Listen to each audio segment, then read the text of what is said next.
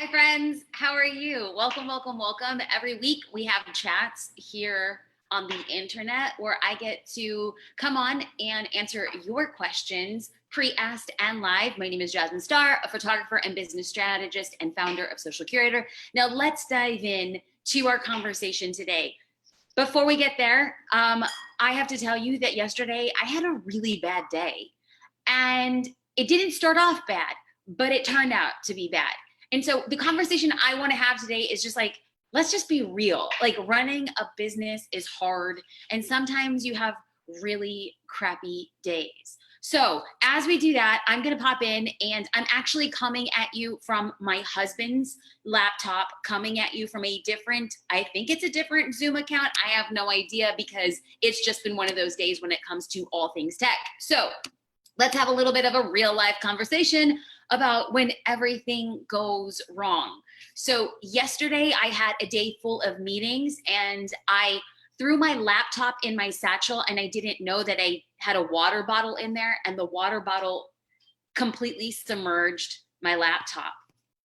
I live on my laptop. So you could just imagine when I opened it and I turned my laptop sideways, all this water comes out, the screen frizzes and then goes black. And it's like everything in me like fell out of me. Like, I was so sad and upset that I couldn't even be sad and upset. The thing that super grounded me yesterday, like in the middle of it, I'm like, wow, Jasmine, you should really be crying or cussing right about now. And the one thing that was floating through my mind was, I get to choose my hard. That I looked at that situation and I could easily say that my day is ruined, that life sucks, that I could be angry and shake an angry fist. And I could say, this is a really hard day. But I could also say, like, just honestly, there are other people with really hard days, that I am still healthy. My daughter is still healthy. My family is still healthy. I have a roof over my head. I have water coming out of a faucet. I can brush and floss my teeth. I have a pillow. I have a car. I have spare change in the center of my console. Jasmine, you get to choose your hard. You can, yeah, it sucks ruining a laptop, but come on, you get to choose your hard. Because I have conversations that I think with people, and like, y'all, everything is hard. Marriage is hard. Divorce is hard. Losing weight is hard. Being overweight is hard. Planning social media is hard. Not using social media is hard. Honey, child, we are not victims. We are in control of what we choose to be. So the choice is ours. We are blessed to choose our hard. We have not been guaranteed that life should or could or will be easy. Life is hard, but we get to choose our hard. So I'm inviting you with my jacked up setup today for today's chat. I'm inviting you with the broken laptop that I gotta go figure out, can I salvage it or do I need to buy a new one? I'm gonna ask you, I got to ask you that you get to choose your hard today. You get to choose your hard. Will you join me in choosing a hard that we understand is part of the life as an entrepreneur? Like, that's a real question. I'm actually asking you in the comments, what do you choose today? Because you get to choose your hard. Do you choose your hard? And the answer is yes. It's just, which hard will you choose? Will it be the hard getting you closer to the thing that you want, or hard keeping you stuck in the place that you don't want to be? On that note, we're diving into questions. If you have questions, leave them here in the comments. Sorry, my husband just came in and he was talking, I don't know, were you talking trash about my glasses? I said it might be hard, but you know what? At least today you got some blue. Okay, I got my blue blocker glasses on. I got blue, because I wasn't wearing makeup. Okay, I'm trying to go on live and I have no makeup. I got to put on the glasses to disguise it. Let's dive into Ryan's question. Ryan said, what if you are successful and do not feel like you deserve it? Well, this right here is not even a question about business. This right here is a question about life. That, Ryan, I'm going to ask you a question, and anybody else who's watching and you feel like you have success and you don't deserve it. Number one, Be so, so, so thankful that you are alive and you can experience success outside of whether or not you deserve it. That's number one. Number two is I have a question for you. Is if you are successful and you feel you don't deserve it, just imagine how much more successful you could be if you understood that success has nothing to do with deserving or not deserving. Success is a byproduct of the right time, opportunity, hard work, dedication, perseverance. Success doesn't care if you're deserving or not deserving. Success is a result of the effort you put in. And Ryan, I have to tell you that you are not in control of the outcome. You are only in control of the effort. If your effort, Ryan, you put in your effort and it ends up being a success, you don't deserve it or not deserve it. It's just you controlled the only thing you were in control of, your effort, not the outcome. But I have to tell you, Ryan, it cuts both ways. Because since you are in control of your effort, if you put your effort out and the outcome is not what you want, you cannot say it's because I didn't deserve it. Deserving and success have nothing to do with each other. What you are in control of is your effort. The outcome is out of your control. If it happens to be favorable and you are successful, Ryan, clap that up. Express gratitude. But homie, it has nothing to do with being deserving. And because it has nothing to do with being deserving, Ryan, I'm going to invite you to ask yourself to imagine how much more success you would get if you behaved as if your effort warranted the outcome. I have to tell you that the minute you believe that you have a higher capacity for success, I have a belief that if you were to say, deserving or not deserving, I'm still going to show up. If you believe that you could attract that much more success, guess what's going to happen? It'll happen for you. I believe it because just like you, Ryan, I struggled with this exact same thing. And the minute I started believing that I was not in control of the outcome, so that whatever success or failures came from it had nothing to do with whether or not I was deserving. It's simply how things happened. I'm in control of the effort, not the outcome. Success only comes as a result of perseverance, dedication, hard work, and having a vision and standing in your purpose. Do not get it twisted. Okay. Now, y'all, we have live questions that are coming in. So please and thank you. I appreciate you guys being here. Okay. Vanessa Light says, what camera are you using for this live? It looks so good. Yo, I am using a laptop. This is a MacBook Air laptop. This is my husband's laptop. It is, I'm pretty sure this laptop is 10 years old, because if you're just joining right now, I ruined my laptop yesterday. I was like, honey, dust off that old laptop. Let me see if the thing works. So good on the MacBook the MacBook Air Lite. There you go. Eli says, hey, Jasmine, what happens when you ask and nobody lets an answer? Do I have to give up? So Eli is asking, like, when I ask questions on social media and nobody is responding, like, number one, that sucks.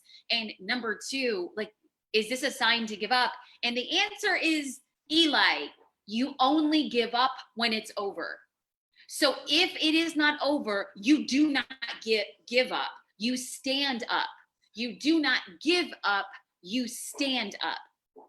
All I want you to do is to ask yourself, am I asking questions in a way that people want to respond? So number one, if you're asking long and complicated questions on Instagram or Facebook or YouTube or LinkedIn or Twitter, if you're asking a complicated question like, how old were you when you had your first formative experience and how does that impact your life now? Very few people are gonna be like, let me just pour out my heart guts right now. If you were to ask, are you already celebrating Christmas in October? Okay, well, that's like, yes, no, I'm Mrs. Claus. You know, it's like very short questions. Shorter questions are easier to answer to get the ball rolling. Number two, I'm gonna ask, where did you place the question? If you have a very long Instagram, Facebook, LinkedIn post, and you ask your question at the very end, a small group of people are actually going to read the entirety of it. So if they're not answering questions and it's a long post and you have it at the end, I would encourage you to test putting the question up at the top at the beginning of your post to see if that starts driving engagement in a different way. So What we're going to do now is there's a ton of live questions coming in. Oops, shoot. Oh, shoot. Am I back on camera? I don't even know how to work this dang computer. Am I back on camera? I think I just came off camera. You know, it's a hot mess and we're just showing up for this show. Okay. Rachel asks, how do you recommend using one Instagram account as a multi-passionate entrepreneur? Rachel, I want you to be using your Instagram account if you're a multi-passionate entrepreneur for the thing that generates the most revenue. Yeah, I love when people say I'm multi-passionate, I want to do a ton of things. Great. But does all of it have to be on your Instagram account? Does all of it have to be on your Facebook page? Just because you are multi-passionate does not mean you need to include all of your passions on a particular social media account. I would recommend to really hone in, what do you want people to buy from you? What is your next revenue stream? And if Rachel, you're saying, Jasmine, I'm not making any money right now, but I like to sell essential oils. I like to make jewelry. I like to sell t-shirts. I have an Etsy shop. Okay, if you're not making any money right now, where do you want to make your money? How do you want your followers to invest in your business? Then I want you to choose that and spend the majority of your post talking about the thing that actually generates revenue.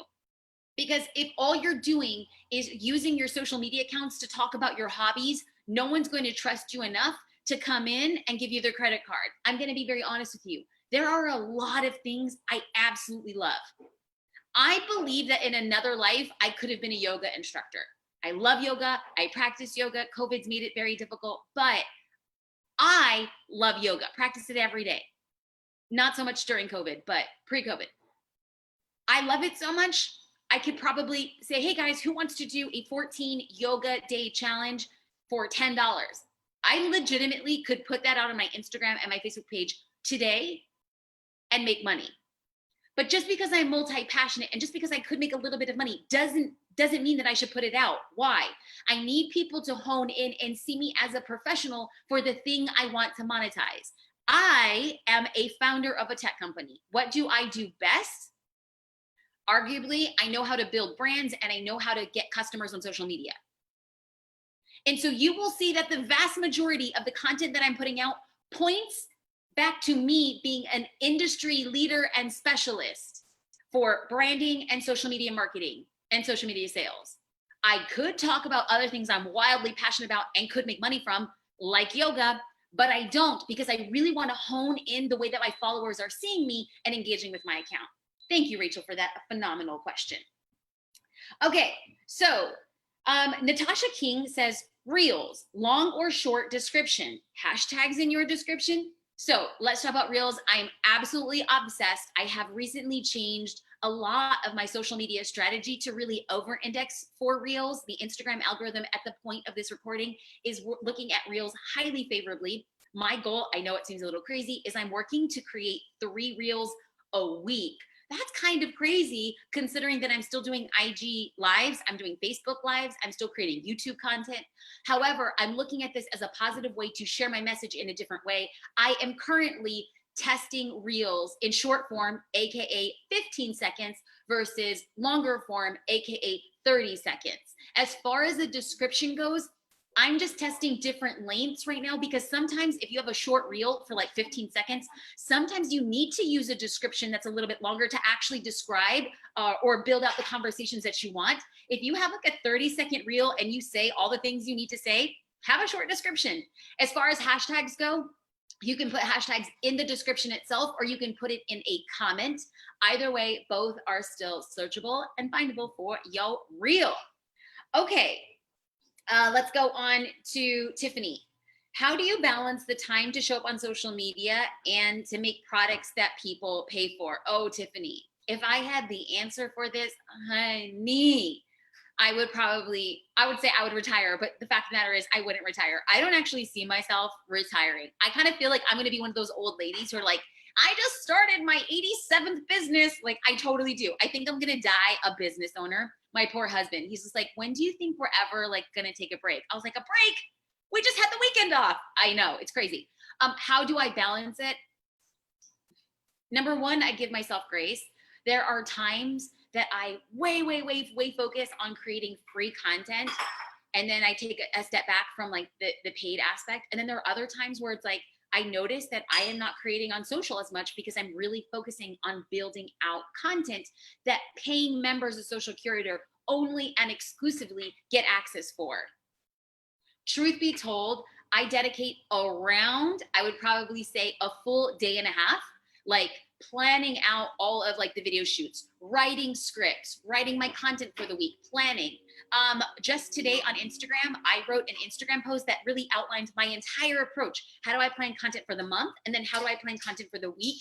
Y'all, I say this again and again. It is truly, I know some people are so annoyed when they hear me say this, but I'm going to keep on saying it until I'm blue in the face or my blue blocker glasses come out at you.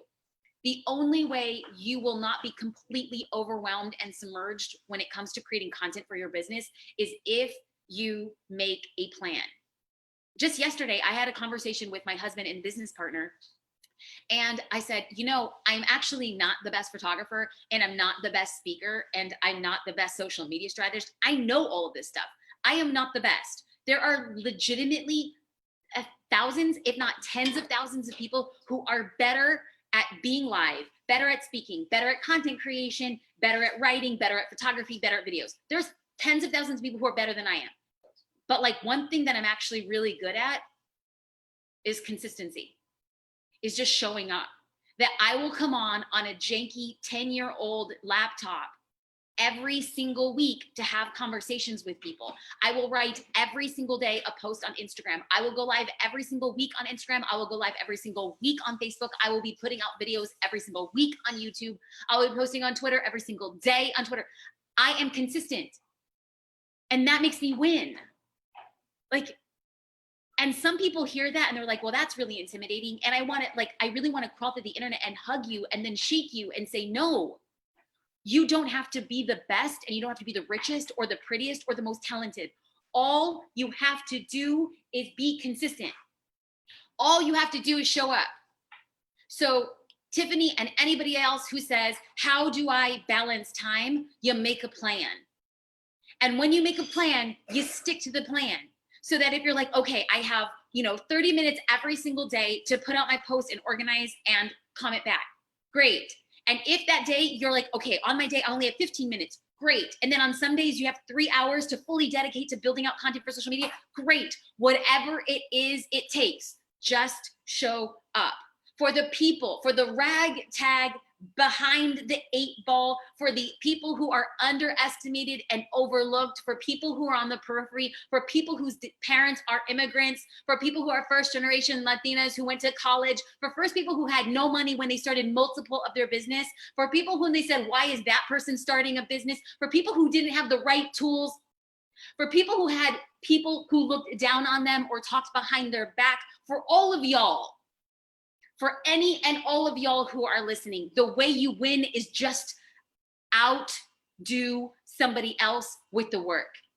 I don't know if any of y'all are familiar with the story of Alexander Hamilton. Thank you, Lin-Manuel Miranda, for putting that Broadway show out. But the reason Hamilton won was not because he was the most eloquent or the richest or the smartest. He was the child of immigrants who had no money and was orphaned. And you want to know what? He became one of the founding fathers, not because he was good or smart, but because he wrote more than anybody else. He just wrote more. And you need to film more, write more, post more, take photos more. You need to create more. We win by the more. We win by looking at people like Alexander Hamilton, who won even though the odds were stacked against him, me, and you. Honey, the way you win is you just show up. And how do you show up? You create a plan. And how do you create a plan? You sit your butt down with a piece of paper and a pen and say, this is what I'm going to do this week.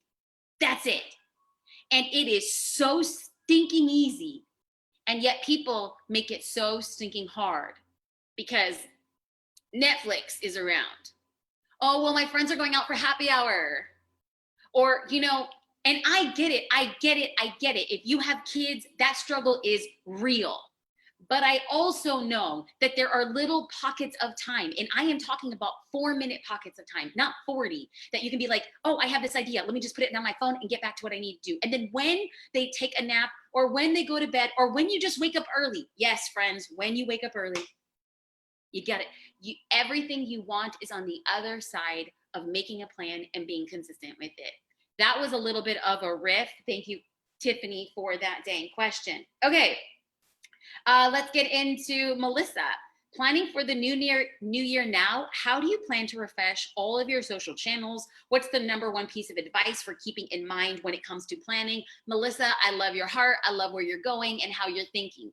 If you've been around the block with me, you know that I'm a huge proponent on like just setting a plan. Like, what the heck is your plan? I am really excited for 2021. I mean, who's not excited for 2021?